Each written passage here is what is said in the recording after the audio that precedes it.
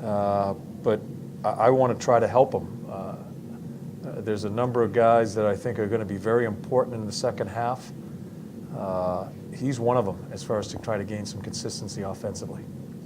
You had several guys come to you and say, I want ice time, I need more ice time. Has he ever done that? He doesn't say shit. Yeah, he doesn't know. He's just a really quiet guy.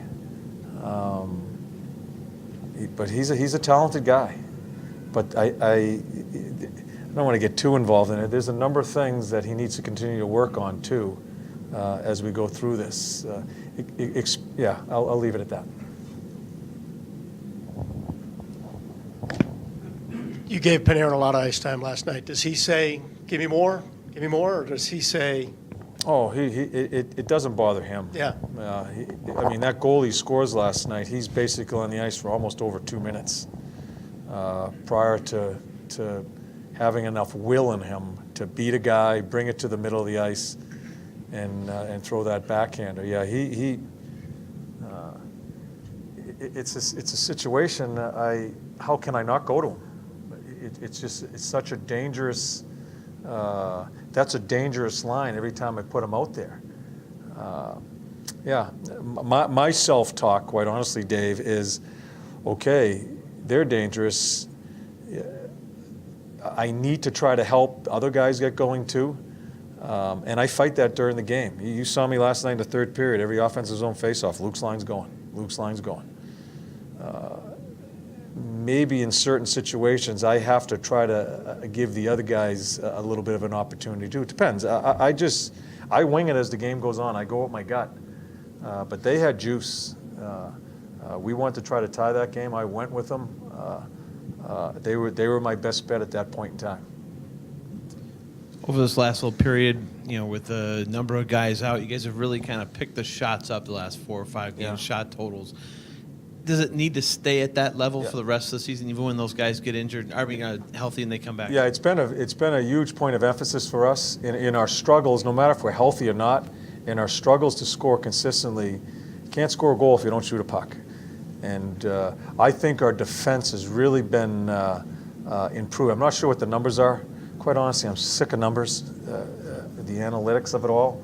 Our defense has really tried to, especially Jack, not overthink it, and I always call it anticipation skills. Anticipate your next play, because if you don't anticipate trying to shoot a puck or being ready to shoot a puck, that shot's going to get blocked usually in this league now. There's so many layers of people trying to block shots. I think Jack and Savvy is, I think, improved in that area. Yeah, so it has been a major point of emphasis for the past few weeks. With all the injuries, how significant is it to have Wenberg back in there? Yeah, I mean, he's coming into the year, he was our #1 center. The thing that's frustrating me with him is I thought his game was coming before he got hurt.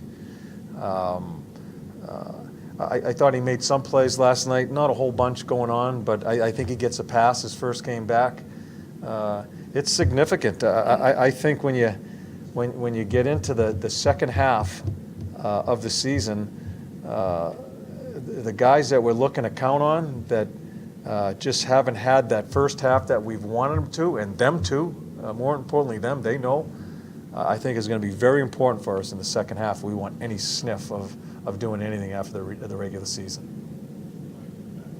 John, folks that don't see Seth Jones played on a nightly basis may not know how well he's played this season. Mm-hmm. Is there another level to his game, and if so, what's left? Yeah, I think in everything in his game there's another level, and that's the exciting part.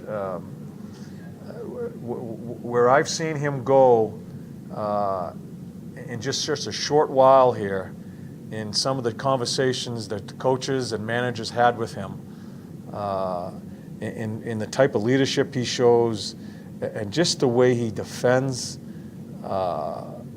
He's up the ice. He is a dangerous player every time he's on the ice, both offensively and defensively.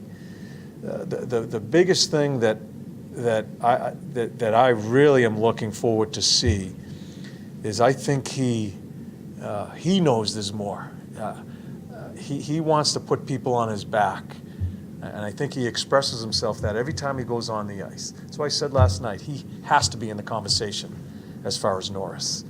Not too many people want to hear that, or we'll talk about him that way. He's a good player, all-star. The way they pick all-stars now, there's a lot of them, and how it's done, it's a little crazy. But that's a different guy, and that's why I think there's more. In such a short time, he has made adjustments mentally and physically to improve his game. I think he wants to take the next level because he's still so very young at his craft. Kind of gives off the vibe he wants to be great. Yeah. Has the chip on his shoulder. Yeah. And doesn't say a word. And that's what I like about, everybody thinks leadership is with the mouth, and it really isn't. That's probably the most minor thing you have as far as being a leader is what you say.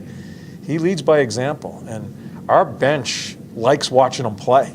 I kind of get caught up in watching him play and what he's going to do next. I watched him last night. He gets checked in the slot. He gets a pass. He holds on the puck just a little bit long. He gets checked, but stays with it, ends up on the other side of the ice, but ends up with a great chance. That's what I think. That's what our bench sees. They're anxious to see what he's going to do his next shift. And it's not always offense. It's his stick defensively. It's his physical play defensively. It's his command of the game as far as directing people off of rushes. He's the full package.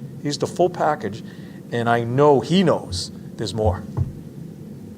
When you guys got Panarin, everybody knows about the goals and the skill set and all that. Were you a little surprised at how good he is at the other things, especially holding on to the puck and getting it back? I wasn't sure what he was going to be. I watched him from afar, never coached him. I watched a few clips of Chicago playing overtime and him losing his check. He's gone that way. When they're coming this way, he's looking for a puck up that way. I seen him in a few situations in Chicago. I said, man, I don't know how I'd handle that situation if I get him back to the bench. And I wasn't sure what I was going to get. Or what we were going to get, excuse me. He's a smart player. He is a smart player, and he is. That's what's been so impressive to me is not his skill and what he can do with the puck. It's the other side of the puck, and he's a $170, soaking wet, and he's probably one of our strongest guys in the puck. There are a number of people on our team that can really learn from him. That the will isn't a skill. That's a mindset, and he has a will. And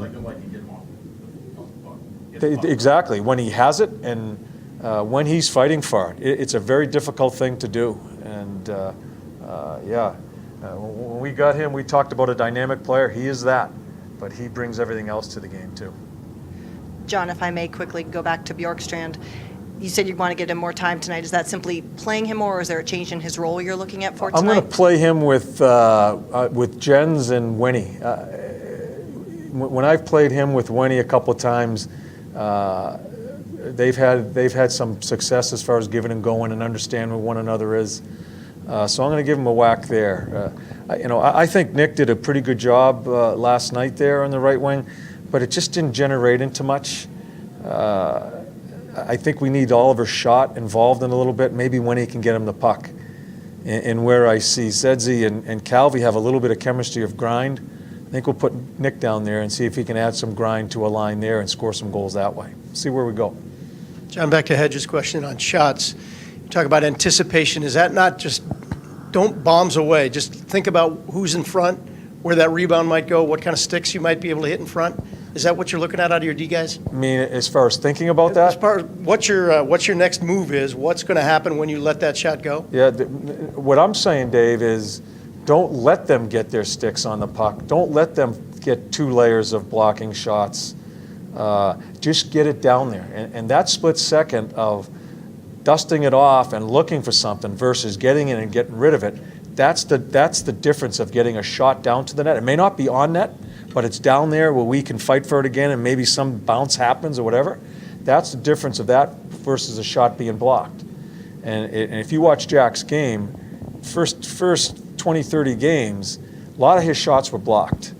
It's the same thing we're working with Z. Z has the ability, it's a little bit of a different animal with him, to where we want him shooting quicker, but he has the mobility to go sideways and change angles to get his shot through. So each defenseman has a different thought, I think. But the whole mindset is not letting people get in the way or letting people get a stick in the puck. The league is so good with sticks on pucks. There's no physical play anymore. It's just sticks on pucks. And everybody's really good at it. That's what we're trying to be. Good. Thanks, guys.